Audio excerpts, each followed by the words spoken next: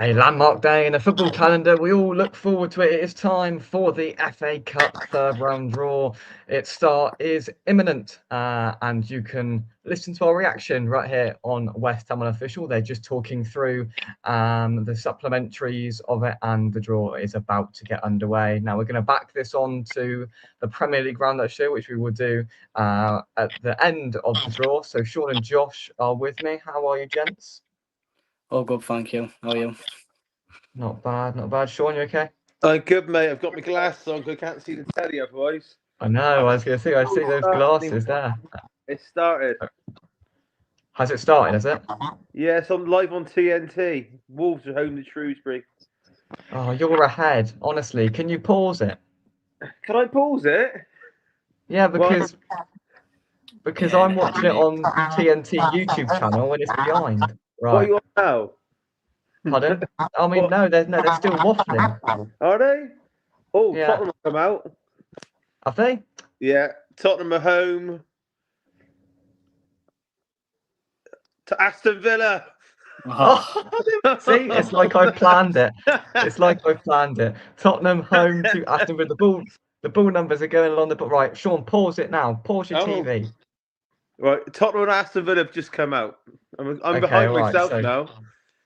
Don't read the comments because they'll be in front of me. No. I haven't even I'm not seen reading the the first comments. one yet on mine. It's not. I'm the off first the comments. one. Have you got the first one yet, Josh, or not? No, it's not. It's not come out yet. There's still. Neither have I. They're I'm going to cheat and keep watching.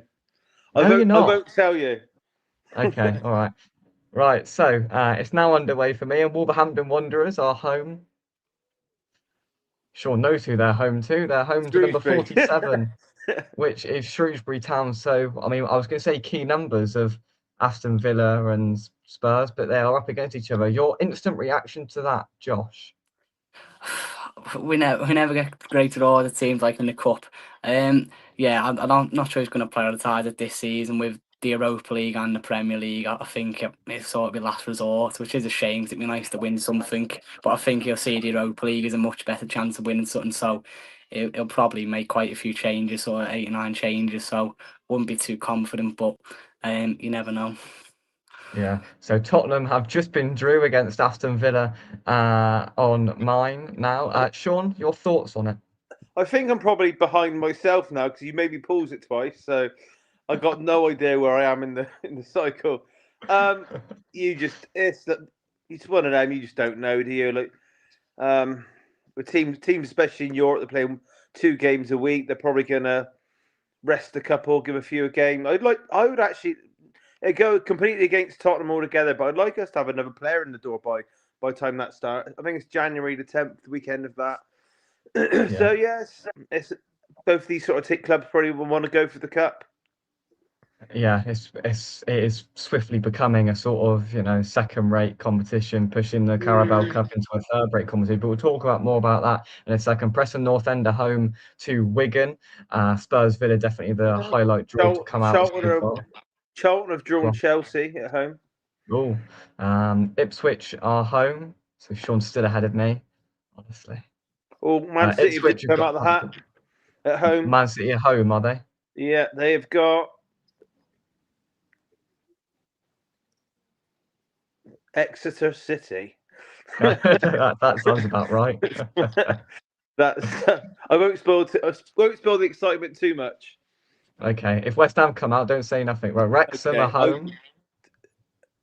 Oh, hang on. You've just come out the hat. Okay, all right. Do you want me to spoil it? No, don't spoil it. Just wait. Okay, I'm playing it.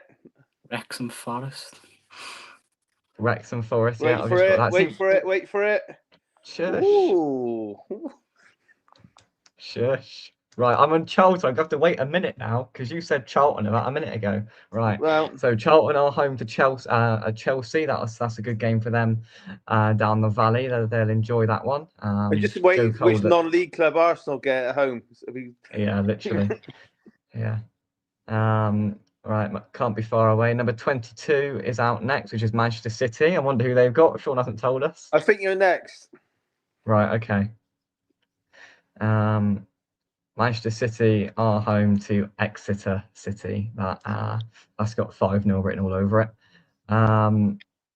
Next out the hat, Joe Cole is putting his hand down and he picks out ball number 42. So West Ham have a home draw, which is rare in the FA Cup, and West Ham are home to 52.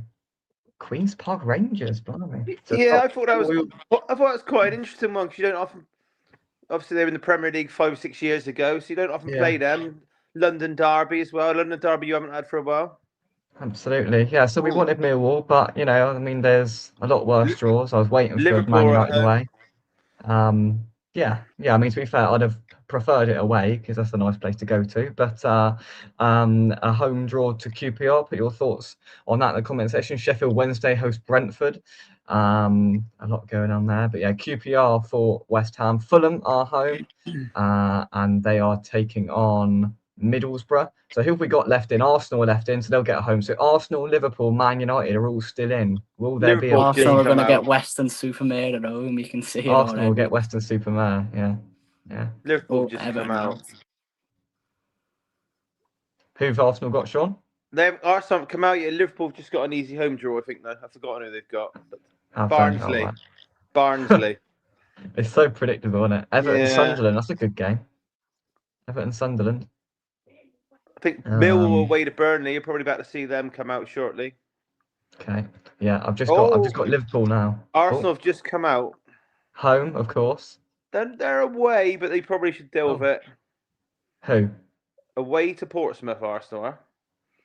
Down at Fratton Park. That won't be nice down there. They'll put that Friday night or something. But going back to how much you prioritise it. Do you know what I mean? Like they've got. I think they've got a few knocks coming up. Ooh, Derby versus Leeds is a bit of a throwback. That's before your. That's before your time. That is, boys. But that is like a proper throwback game. To be fair, they've picked out some good ones here. There's no real giant. Come out yet, I don't think. No, they haven't. No, Newcastle are still in. So yeah. Palace, Brighton. Well, Palace, winners are still in from last year. Yeah, very good indeed. So yeah, they put out some good ones here. So yeah, Pompey are at home. They are of course at home to Arsenal. So that won't be nice. I bet they'll put that under the lights on the Friday or the Monday or something. That won't be nice down there. It is a good one under the lights. It's not the nicest part of the world to go down to a football game, but it's not. No. It's dark streets and all that. Back a bit of a throwback. Yeah, for sure. So they've got the Brackley game on versus Burton on after the draw, and they've just drawn away to Boreham Wood. So their fans probably won't be too buzzing. Yeah, they were hoping for Man United to come out there, weren't they? But not to be. So Man United, as far as I'm aware, Palace, the holders, Man United, Newcastle. I've got a list I've just seen down the side. The ones that. Oh yeah. Brighton, Palace, Man U, Newcastle, Western-super-Mare, Bournemouth are still in there. Yeah. This will upset people, but it says Bristol instead of Bristol City. I know, that's annoying me. Yeah. Leicester, Stoke. Yeah. Yes, it's Coventry. Frank Lampard's Coventry is still in there. Not many teams want to play them. Western-super-Mare have drawn away to Grimsby. Oh, they'd have wanted a lot better than that, wouldn't they? Yeah, it's not nice. Is that up north somewhere on the coast, isn't it? Grimsby up that way? Grimsby, that's well up north. That's when Man United lost in the Carabao Cup, wasn't it? So imagine if that had been redrawn, Grimsby versus Man United, that would have been funny. And not to be. Not many glamour titles. Well, Newcastle have just come out the home. Okay. That's not a nice place to go. And they are playing Bournemouth. Oh, that's Newcastle, horrible. Bournemouth. So, that'd be a good game. That's a good little one. Nice. Man United are still in. Leeds are still in as well, I think. No, Leeds got Derby. Oh, have they? Oh, I thought. Oh, yeah, they do. So they do. Yeah. I only caught this at the last minute because I was waiting for it to come on the one show. And then, well, yeah, I mean, Josh was the same. Yeah, it's on TNT. And it started very, very quick as well. I know. Normally they yap and they yap and they yap, but no. The coverage started. Yeah. I think they're obviously getting it on before this tie comes on. Yeah, because a fair few ones. So Man United still in. Bristol City is still there. We're running out of teams now. There must be only 12 or 15 teams. But you think? I mean, there's been a few all Premier League ties come out. So yeah, Cambridge United have just come out. They've got Birmingham City.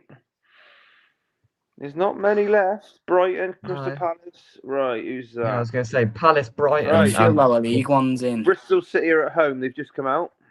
Okay. And they've got Watford. So Oh. there's still 3 Premier League sides left in. So you got what is it? The free M62 championship. derby. Brighton Palace, the M62 derby going to come out here. Stoke City will play Coventry. Is that right? Am I reading that right? Yeah. Right. 6 teams left. 3 Premier League clubs left. So let's hope there's some all Premier League ties coming here. Right, you've got got Macclesfield at home. You can see it already. Macclesfield about the hat at home. Ooh, National League go on, North. Man United. They've got Crystal Palace and Macclesfield. This is the Premier League tie for them. Right. Yeah. They've got... Who's out next? Man United are at home. Of course they are. Yeah. Well, there's only 3 teams left, and they will play Brighton. Ooh. Another all Premier League tie. Yeah. Good. Well done, boys. And the last 2 out the hat, I'm sorry I spoiled the draw for you, but... It's all right. Well, it's only Sheffield United at home, and they will get Mansfield. There we go. So that concludes the 3rd round draw. So just to sum up, I mean, the all Premier League games we got there. The first one out of the hat, Tottenham Villa, very early on. So that sort of threw caution to the wind of our drama here on West Ham Unofficial with you two. There's been, I think Sunderland have got Everton. That's another Premier League tie. All Premier League tie. So there's going to be some Premier League teams knocked out in the 3rd round, guaranteed. And there's some really slippery ones. Portsmouth and Arsenal. That's one that stuck out to me as a sort of potential banana skin. And West Ham are at home, which doesn't happen very often, to QPR, who are currently sat 10th in the Championship. So they're not doing too bad. And when I did it in Spot, lads, when it come out, I didn't clock this one. Wrexham are at home to Forest. I didn't clock that one when it come out. That's a bit of a... They're running the draw up on the screen now. Burnley, Millwall. That is not going to be nice for Burnley at all. No, not at all. Everton, Sunderland, like you said. Fulham, Middlesbrough. That'd be a close one. I would expect. Game, yeah. Newcastle, Bournemouth, like you said. Quite a few all Championship draws as well. I think. Hull still in the Championship. Hull, Blackburn. So there we are. I mean, there's some blasts from the past there, as you referenced earlier, Sean, and it's interesting. So there we go. Those are the key draws. Of course, you can go back and watch it and recap on everything. But interesting, really interesting. So West Ham are at home to QPR. Spurs and Villa have each other. Where was it, Sean? Was it at your place or? It's at our place. I got my first 2 moans of the night, by the way. This annoyed me. I like traditional schedules. The FA Cup 3rd round draw was always the first sort of weekend in January. Now they've pushed it back, and it annoyed me last year. I know people like watching on the telly, but I think the FA Cup weekend started on like the Thursday and ended on the Tuesday. Something ridiculous. Tuesday, like that. Yeah. I'd rather not. I'd rather wear it on the telly. Just let them run. Absolutely. Josh, your thoughts? I mean, you spoke about Spurs Villa, but there's another few tasty ties been pulled out there. Yeah, there's a few good ones, but it's also like the same as usual. A lot of the better teams just get simple home draws again. But yeah, there's a few old Premier League ties as well, like Sunderland, Everton, for Man U have got Brighton. Don't think that'll be easy for them. I think I'm looking at Charlton versus Chelsea as well. That won't be easy for Chelsea. You'd expect to get the job done, but I think that'll probably one on the telly under the lights. Charlton are doing all right this season. Nathan Jones is the manager. They're usually quite hard to beat his teams. So that won't be easy for Chelsea. Yeah, I think it definitely has lost its magic a little bit last few years, especially with like scrap and replays and things like that. It's definitely not the same it used to be. Like, even when Palace won it last season, I just think that didn't get the attention it probably deserved. Like, I just don't think it was as big of a thing as it should have been. It's definitely not the same, but it always is a tradition, I suppose, at the FA Cup weekend, even if it isn't the same. Like Sean just said, I think it's Thursday to Tuesday now, the weekend, which also gets on my nerves a little bit. But yeah, it is always something to look forward to, the FA Cup draws on FA Cup weekend, even if we always usually go out further round as well. But yeah, there's a few good ties in there. Before we move on to the Premier League Roundup Show, right on time. Well done, TNT. You've got it bang on for us to move on at bang on 7 o'clock to the Roundup Show. But before we do that, I'm going to throw you both under the bus and ask you to pick a team to win it. Cast your minds forward to whenever they do it nowadays. Is it May? Sometime in May. Who do you think, just a gut instinct, who popped into your head when I asked you, Sean, for a winner of the FA Cup this year? I'm gonna be really boring. I think it'd probably be Man City. Okay. Josh? I'm just going to say Everton. I think Villa win the Europa League and Everton win the FA Cup. That'd be nice. Yeah, I think they're going to have just a mid-table season like Palace last season. Don't think they're good enough for Europe. Don't think they're good enough to go down. So I think I can see a good cup run. So why not? I'll just be different. I'll say Everton.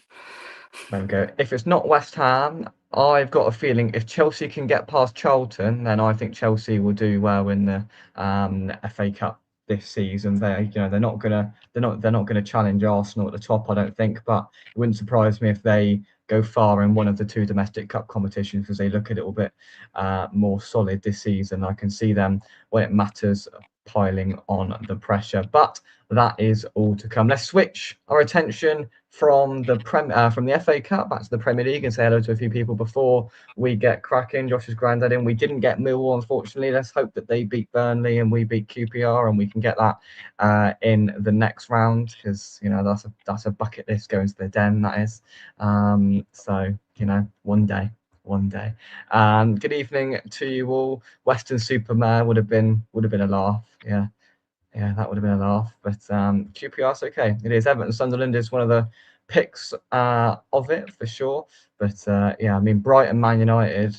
Brighton were awful yesterday, but that's a potential banana skin in that sense. Right, let's move on. Let's go to what was a banana skin for Arsenal Saturday on TNT, 12:30. It was all set up perfectly, and Arsenal fell into the trap. Josh, Aston Villa 2, Arsenal 1. Yet another twist. Yeah, I think it was a superb performance from Villa from start to finish. I'd say for me, definitely the best performance of the season. I said after Wolves game, I thought we were going to fall away. I think we were 19th in the league for XG. We were just scoring goals from outside the box, and I thought there was a genuine possibility that by the time Christmas came, we could be like 11th again because of how tight the table is. But we scored 6 goals in the 2 games, 4 against Brighton, 2 against Arsenal, all 6 inside the box. I think it was something like more than 5 XG over the 2 games. So we've really stepped it up against the teams we needed to. It was a great performance in the week against Brighton, coming from 2-0 down to end up winning 4-3. Definitely deserved to win that one. Had by far the better chances. That was a good performance. And then against Arsenal, I thought again, I wouldn't say we were by far the better team, but I'd say we had the better chances overall in the game.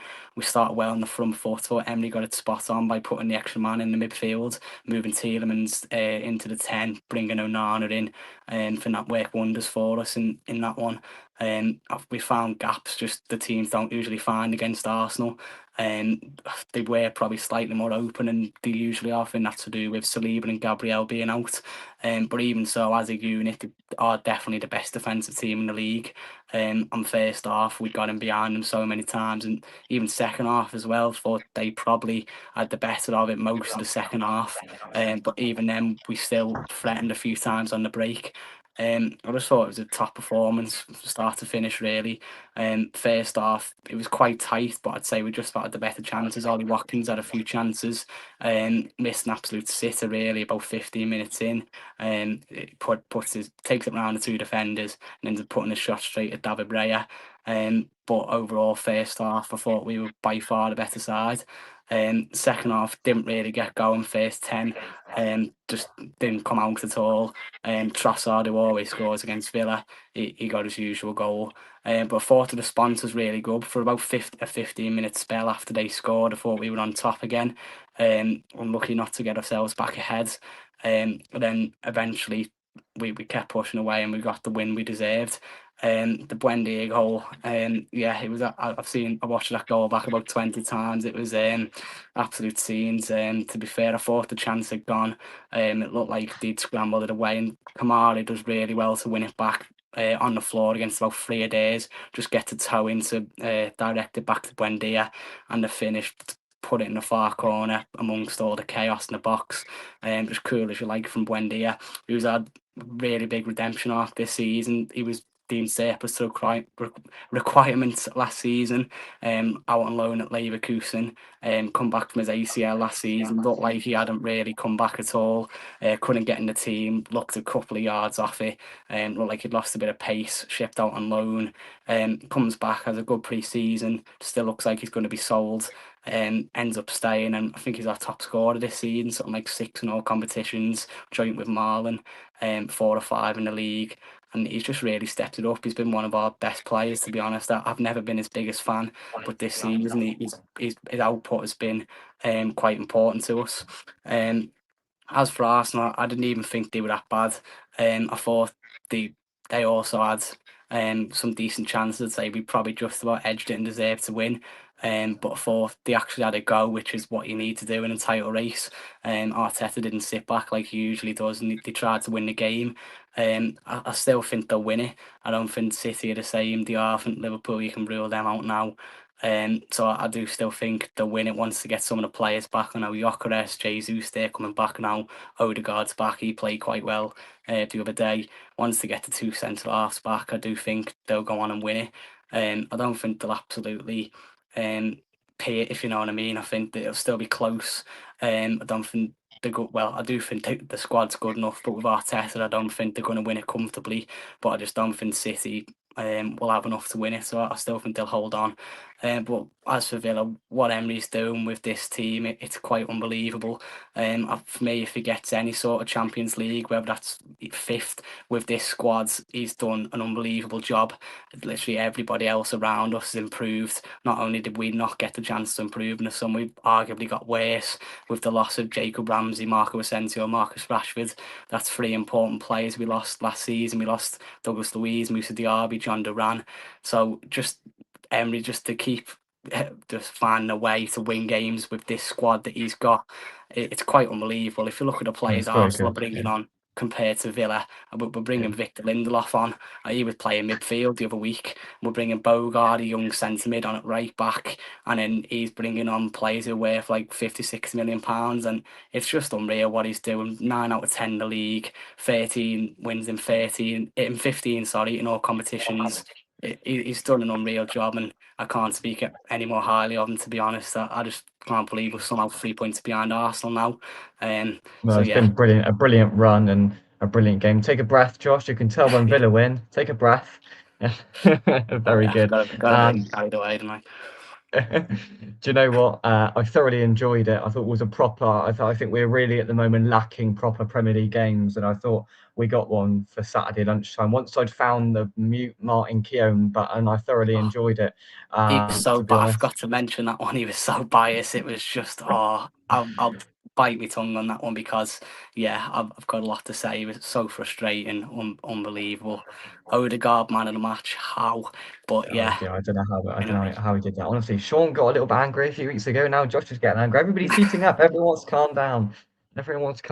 Right. A brilliant win, and of course I want us to beat you on Sunday. But after Sunday, every game, and you beat them to the title, Josh. Quite frankly, because let's run with that idea. Let's go to if I press the button. Spurs 2, Brentford 0. A welcome home win, Sean.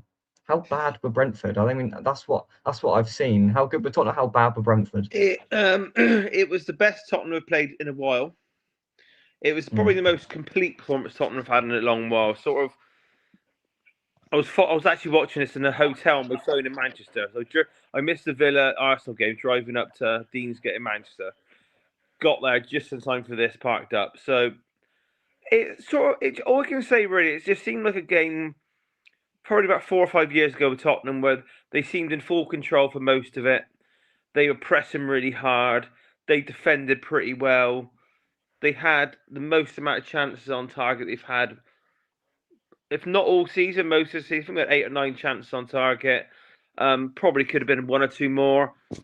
I can't really say whether Brentford were terrible or whether we were just very good, but we were definitely more at it. I think I've said a few times the manager doesn't know his best 11. So he chops it and changes it, chops it and changes it. He's taken his time with Xavi Simons, who probably got harsh criticism a little bit. I think he's been criticised a little bit because he's been dragged along with the Wirtz comparison at Liverpool a little bit. But with Simons, I think he's been purposely brought in steadily into the side. But the midfield area is where we haven't quite got the right balance right. Do you know what I mean? We've got quite a few midfielders, and sometimes we go too defensive.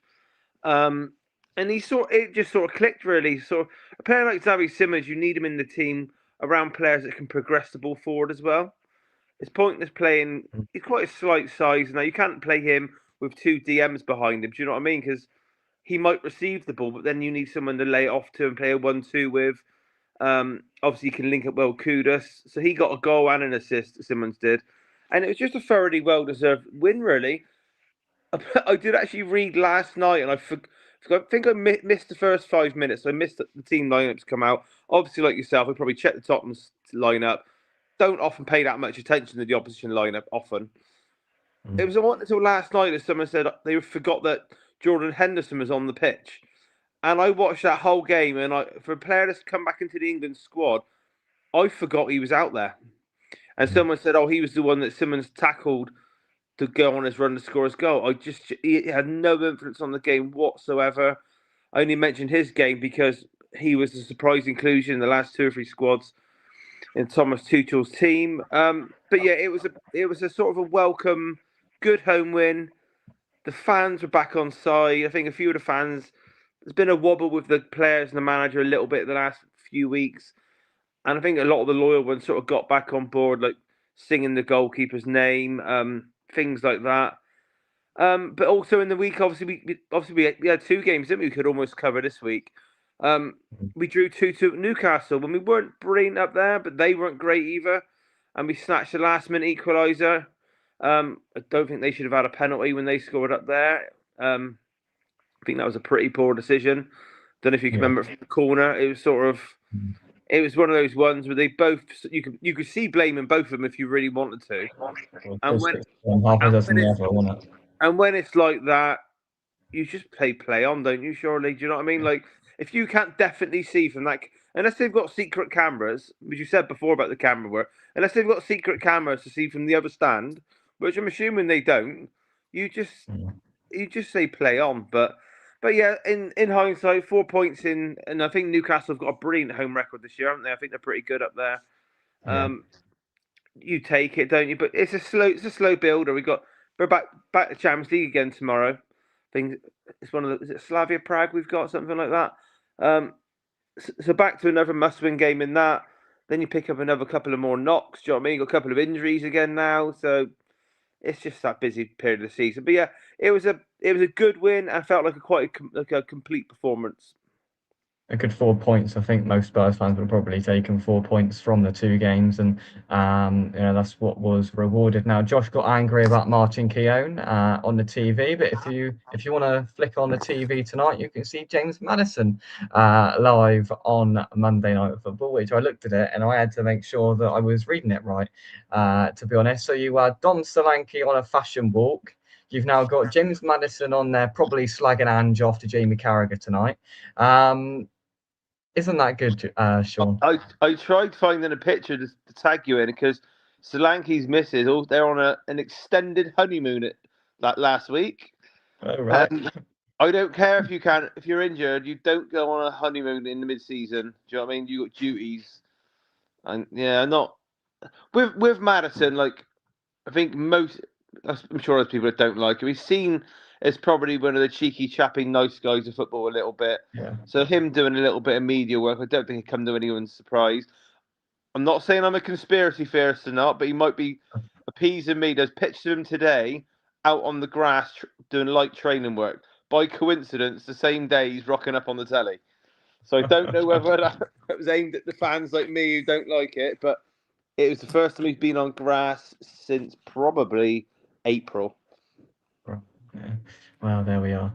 There we are. Right, let's go next. Josh, I'm treating you this week. Everton, your beloved Everton, and next 3-0 victors over Nottingham Forest. I think this, in a nutshell, sums up the Premier League. So on Nottingham Forest's last visit to Merseyside, they beat Liverpool 3-0 a couple of weeks ago, and then they visit Merseyside again a couple of weeks later, and they lose 3-0 to Everton. Like, is this all one big dream? Like, what is going on here?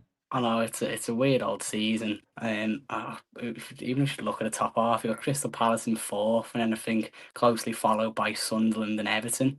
And it's just wow, I can't believe it's been such an odd season. But yeah, I've actually been quite impressed with Everton lately. I think they've won 4 out of the last 5. They've been doing very well. Obviously, the Newcastle game was a bit of a slip up. But at Old Trafford a few weeks ago, I don't think anyone saw that coming, especially when you had to send them off 10 minutes in to keep a clean sheet for 80 minutes with 10 men. No matter who you're playing in the Premier League, that's quite impressive. They did follow that with a 4-1 defeat at home to Newcastle, but I thought against Bournemouth away in midweek, thought they looked good there. Probably deserved to win. Actually controlled the game as well against a team who likes to have the ball. So I think they've done well there.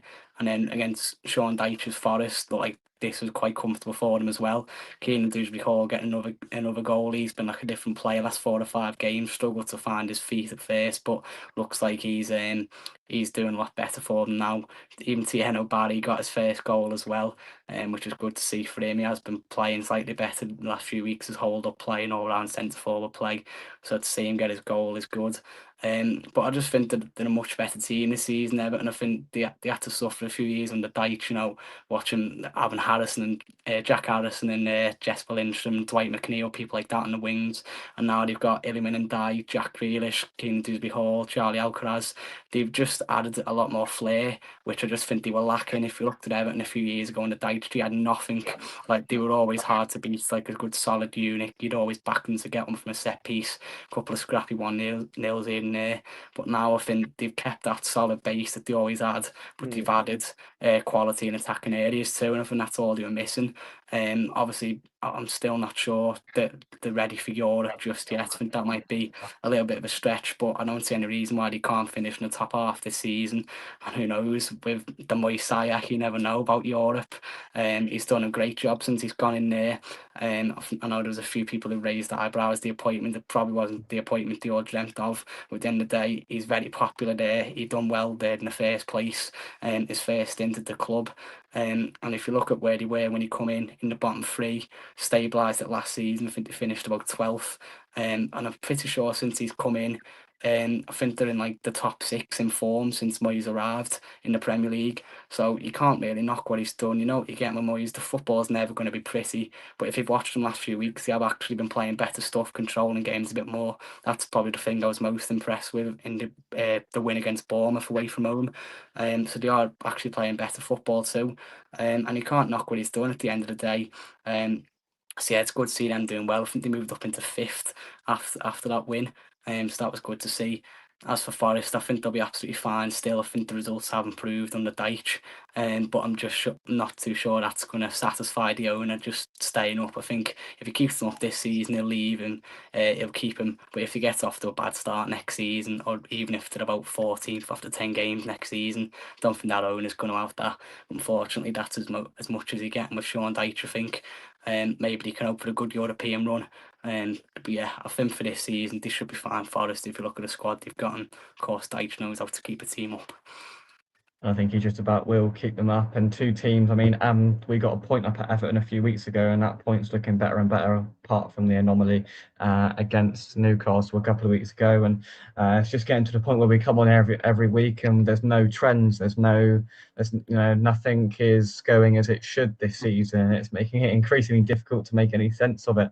As I think both of you are finding out as we get through the season. Talking of trends and bizarreness, let's go to Ellen Road, shall we? Leeds 3, Liverpool 3. Now, I covered this game. I did a live blog for it. It was bonkers. It was absolutely bonkers, and it had all of the ingredients to be what it became. But the story isn't the game. The story is what followed after the game, and there is an empty pram somewhere that has been chucked off a cliff, and it's full of toys, and he just threw them all out. And it's Mo Salah, who has now not travelled away for Liverpool's Champions League game midweek, and said in the mixed area after the game all sorts of ridiculous things. Sean, first of all, do you think this will make them appreciate Trent Alexander-Arnold a little bit more? And what a pathetic, ridiculous situation. I think it's been a very strange 6 months or more for Liverpool supporters, more than anything. I think it's safe to say over the years, they've been one of the more eccentric fan bases. I think that's quite fair. But I think this whole Trent thing spanned the head quite a lot. Yeah. I think obviously the tragedy that went on this summer, that's completely different, but that hasn't helped anything. I think the fact that Slot's come and made loads of changes and done this and done that, it's messed up one way or the other. I think I'll be amazed even if the most loyal Liverpool fan don't think that Salah and Van Dijk have got monumental egos.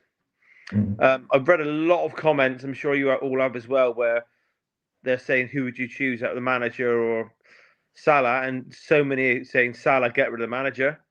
Now, and you can be the most loyal football fan to a player as much as you want, but if you're thinking that, you just completely lost track of what football is. Lost the plot. But I think most of the former players that have come out and had their chirp off, like they obviously would, have slammed him a little bit without going too hard. I bet you Jamie Carragher's not going too hard on him as we speak right now. I bet he'll probably want to say stuff he can't. The big thing for me is though, he doesn't look like he deserves to be in the team. No. I mean, he's been on the field, so the manager's done what you should do. I think Wayne Rooney, 20 minutes ago, he come on and said, doesn't matter what you did last month or last season or 3 seasons in a row. If you want to be in one of the top football teams in the world or a country, you've got to perform week in, week out, or you do find yourself on the bench. And it is as simple as that no one should have we had a similar sort of thing with Ronaldo when he went back to United a couple of years ago. I think he did. Who did he do the interview with? Was it Piers Morgan or something, wasn't it? Piers Morgan, yeah. But You can see it coming a mile off with him, can't you? Yeah, but even though Salah's been great for them, I personally, I'll never put him in that superstar bracket where I feel like he should have the shirt. I mean, probably because I don't think his all-round game's ever offered enough. No. Do you know what I mean? Like, I can with Ronaldo now, like I sort of get it. Like he's got the physicality, he can win headers, he's got different load of goals. I think if Salah's scoring goals, 9 times out of 10, you can probably picture what they're going to be like. So you know what he was class, can be class. You know what he's bringing. So he definitely doesn't deserve a shirt based on anything at all that he's done in the past. Nobody's earned a thing as soon as the season restarts. Do you know what I mean? Not a single thing. How I've seen Van Dijk defend, I think he's lucky they haven't got other defenders. Do you know what I mean? I don't think he's done anything special at all. I think it was Richard Keys, the old presenter, hinted, and he does talk a lot of rubbish, but hinted that he said there's another major senior player at the club not happy as well, and that's more than likely Van Dijk. Do you know what I mean? But what's Van Dijk? He's like 32, 33, something like that now. We'll be knocking on, eh? Yeah. I think Salah's into his early 30s as well. Like, what do you want at that age? Do you know what I mean? What do you want another manager sacked and someone else come in and you start again? I don't know. I think, like I said, Liverpool fan base, as loyal as they are, they can be quite eccentric and a confused lot. And I think this right now is the point where anyone with any sense just looks at it and thinks, he's being an idiot. You can't speak like that. It's as simple as that. There's no other way you can look at it, and I just can't fathom another way to look at it at all. The manager's under a lot of pressure. I know I keep going back to when it happened in pre-season with Jota and that. So stick together. Do you know what I mean? Yeah. If you're not exactly sure, there's no unity there. You're not sticking together. Do you know what I mean? A lot of money's been spent. It's almost like they just want to sort of. I don't know. I'm waffling a bit now. I know, but It's I've never been his biggest fan how he's come across as a person, put it that way, or Van Dijk. Do you know what I mean? Like, and I've known some players a lot of times over the years, so I haven't really liked how they've come across. But those two are definitely right up there. Yeah, it's all come crashing down, and whether he plays another game for the club. I mean, I thought it was ridiculous. I mean, if I was a Liverpool fan, and I 100% agree, I cannot believe that there's Liverpool fans out there yesterday and today saying that if you have to pick, they'd pick Salah over the I manager. got one final point to do on that. This, it's about Liverpool fans who don't quite see it how they should. Yeah, I don't know if you go back about 6 months ago. These two were negotiating new contracts, and they yeah. both delayed it. Van Dijk defended himself, so he wasn't. They both delayed it and delayed it It and was all delayed it. done. It was all done a long time before it was announced. Yeah, Yeah, it's almost just feel like just feels like they both probably think they're bigger than the. That's how I view it. Liverpool are probably top 5 clubs in the world and probably top 3 most famous clubs in the world. Okay, yeah. and I almost feel like some players they've got are acting like they're bigger than Liverpool Football Club with It's signing mental. contracts, negotiating wages, coming out and slagging off a club. I can't remember if he actually pinpointed the manager's name. Did he said the club? Do you know what I mean? Like, Mm. if And then started slagging Jamie Carragher off. it's, do you know what I mean? They're like, he's nowhere near bigger than the club. I wouldn't even put him in the top 20 Liverpool players of all time. Do you know what I mean? Mm. It is if Liverpool fans cannot see that, then that they got no hope. Yeah, absolutely. There we are. Spirited performance by Leeds, we should also note, as well, to get it back from 2-0 to 2-2, 3-2 down, back to 3-3. I mean, we've had two proper Premier League games this weekend, this one and the Arsenal Villa one, and it was a really good game. And Leeds are showing fight, and we had to match them, and we did at the Amex, and we got a point out of it. Brighton won, West Ham won, just to finish a better performance. It was okay. It wasn't perfect, far from it, and we're not going to reach anywhere near perfect this season. But considering the lineup he put out, I was thinking 2-3-0 when the lineup came out an hour before. It was bizarre how I sort of understood no Wilson. The bloke's knocking on a bit, 32, 33, can't play 3 games in a week. But the midfield bamboozled me with Rodriguez, who I didn't think I'd ever see play a game for West Ham again, but he managed to weaved his way back in. He wasn't great, but I thought Fernandez was very good, and he made the changes. And I've spoken for a couple of weeks how Bowen will come up and he'll pop up in a big moment, and he did. I mean, it's a brilliant finish. It's to get that in from that angle, I thought it was remarkable from West Ham's captain. I mean, I didn't quite realise at the time because there was about 3 heads that was blocking my view over to that side. I didn't quite realise till I saw it back afterwards how tight the angle was, and he was sliding as he took the shot as well. So to get that in and the accuracy for that, I thought was very good. And it was an instant impact of the ball coming up, Wilson holding it up, and Bowen taking it on. It's really not rocket science in that sense. And then Nuno did his trademark thing of sitting back and back and back and bringing defenders on and trying to park the bus, and even more than we already were, and tried to protect that 1-goal lead. And it felt like the inevitable was coming, and it came in the 91st minute. I don't like to moan about VAR. I don't like to moan about it too much. It has got better. We used to have to talk about it every week forcefully because it was big talking points more than the football. It's died down, thankfully. But there was a couple of incidents, and it's all in one. And I just struggled to understand how, in a situation where it was a big moment and it took him a couple of minutes to establish it wasn't a handball. It can go either way with a handball. The issue that I have with the handball is that, from what I am percepting from what they're saying, is that so there was 2 shots. So he handled it, and then the shot was saved from Areola, then the rebound was put in. So what I am learning is that if the first shot goes in, they'd have ruled it out. So we actually got disadvantage because Areola made a good save. I think that's ridiculous. I know it's the rule. I know it's the law. I think that is absolutely bonkers. I know why it's there for some instances, but for that instance, I think that's I mean, it was, and they're saying it wasn't immediately after the goal. It was 2.5 seconds after the handball was the goal. So it was pretty immediately afterwards. And you can make a very firm point for high foot if that's not high foot. 19 other teams in that league, their defender would have went down holding his head. If Mavropanos goes down holding his head there, it's a free kick and they don't score. We've got to be more streetwise. We've got to play the game a bit more and don't be so innocent. And because every other bugger will do it against us, so we need to do it as well. If he'd have just, because there was contact with his forehead, if he'd have just went down in a heap like every other sod does, holding his head, rolling around, it's a free kick and we get 3 points. But it shouldn't have to come to that. But unfortunately, that's what it's come to. It was a good point. We'd have all taken it beforehand, but just felt a little bit deflating as a result afterwards. Josh, did you see the instant/game? Yeah, I watched the last 15 minutes. I had the Celtic Hearts game on, but yeah, I did see the last 15. For me, it's most definitely a high foot. And me and my dad was saying the exact same. I don't know why it didn't go down. Like you said, pretty much every other player in this league would do that. Because if he does go down holding his head there, the referee most definitely stops it.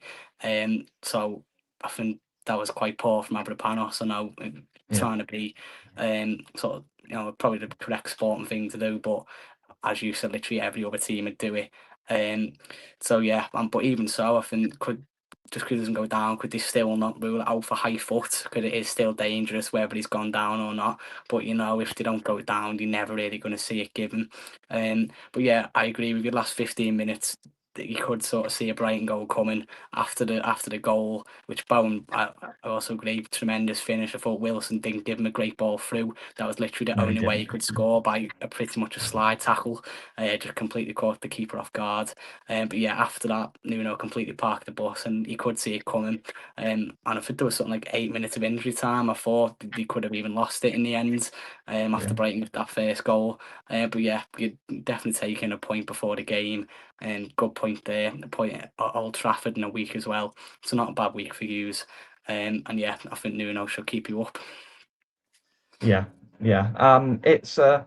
It's a sad state, Sean, that we get to. The fact is that I'm sitting here saying a player should have went down holding his head, because I mean I'm 99% sure he'd have blown up and given a foul, or he'd have had to stop the game because he was holding his head. You've got to nowadays. So a player trying to be honest and thinking, what, he's quite a big, tough, hard sod, Mavropanos. I'm not going to go down because I've been grazed on the head. But it's a high foot. I mean, he couldn't get his foot much higher, so there's no, it was a very high foot. And there's that, and there's the handball, and it frustrated me. I'm sure it did. Couple of things. Firstly, the handball. It's ultimately a very good decision. I mean to mention this. That the problem is handball. They've tweaked it so many times. It's murky. No one knows. It's murky. Well, this one, I think this is quite well known that it's got to directly come to the goal or something like that.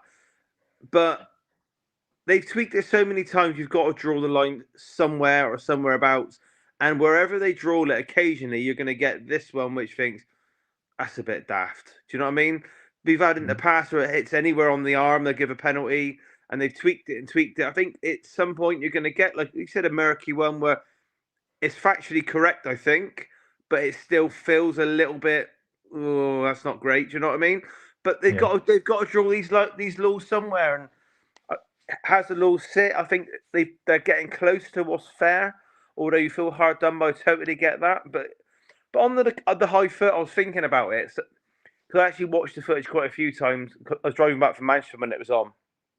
By the way, the commentator had very little to say about the first half from either team. So I don't know what the first half was like, but it sounded like nothing happened at all.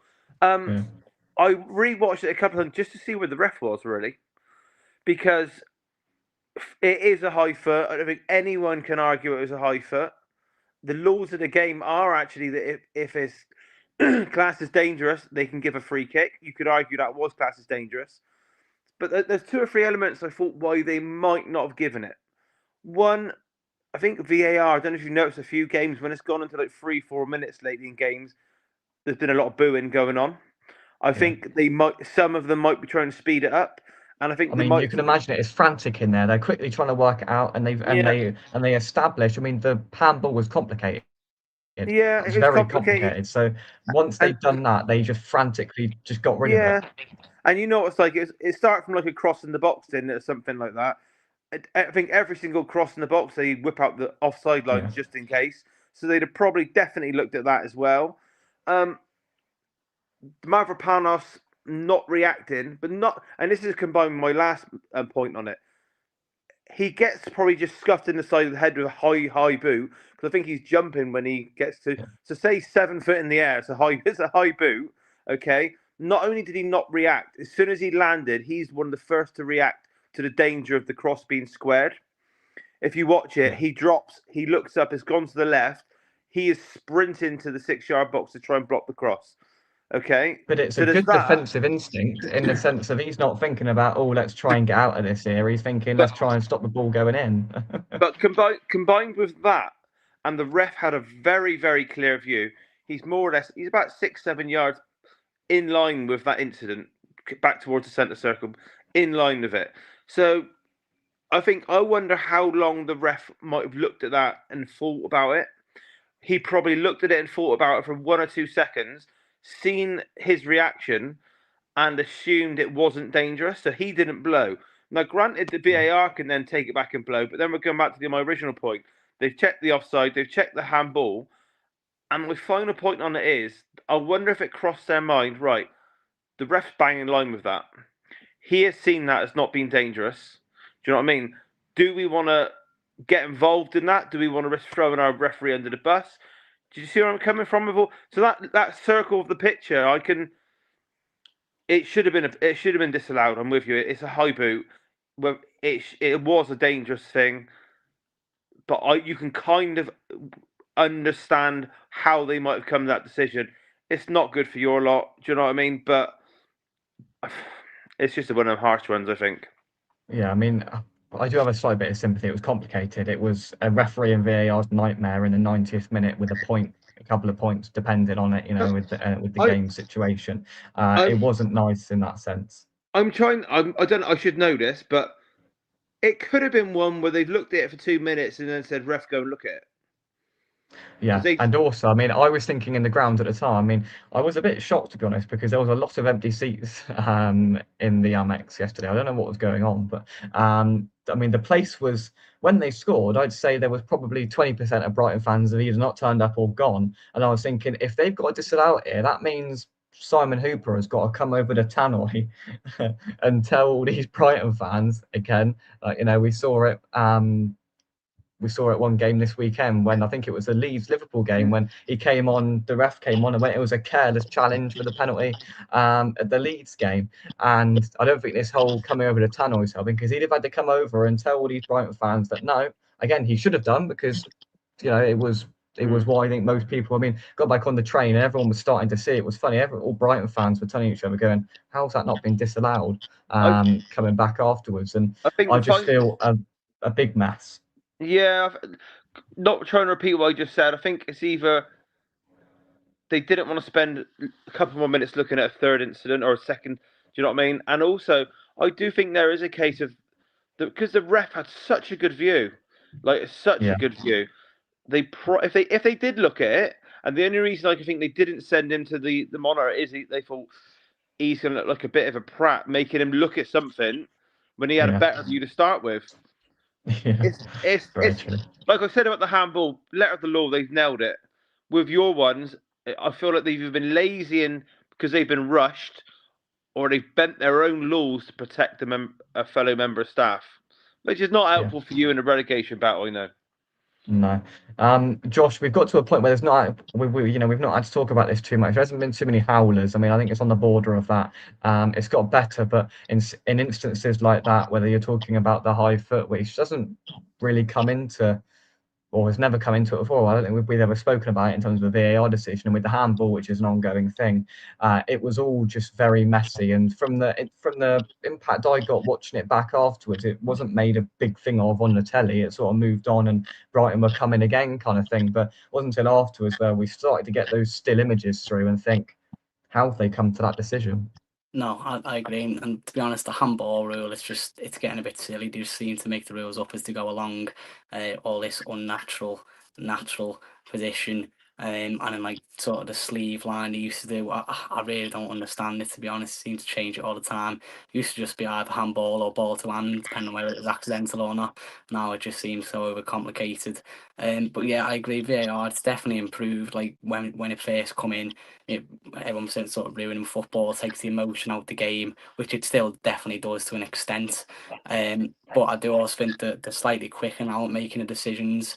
I don't think when they have to announce it over the tannoy to the fans, that exactly helps anyone, because they never really give a detailed description. They sort of just say Well, they're penalty or no bloating. They've been penalty. running for ages, and they're like, Yeah. right. Yeah, I you think it's can't a hear them. foul. They're all like shaking. None of them very clear. You can tell they don't like doing it. The refs, and they don't really give like a detailed description. A careless challenge, like, you know what I mean. You may as well just point to the spot, and the fans will find out whether it's a penalty or not that way. Unless you're sort of giving them a detailed description, it doesn't really matter. To be honest, I don't see how that helps at all. To be fair, because I remember there was one. It's like the Fulham Chelsea game. I think it was a red card for Fulham, and I think they used the description careless challenge, and like it wasn't really a careless challenge at all. Like I can't even remember, but you just wouldn't describe it that way.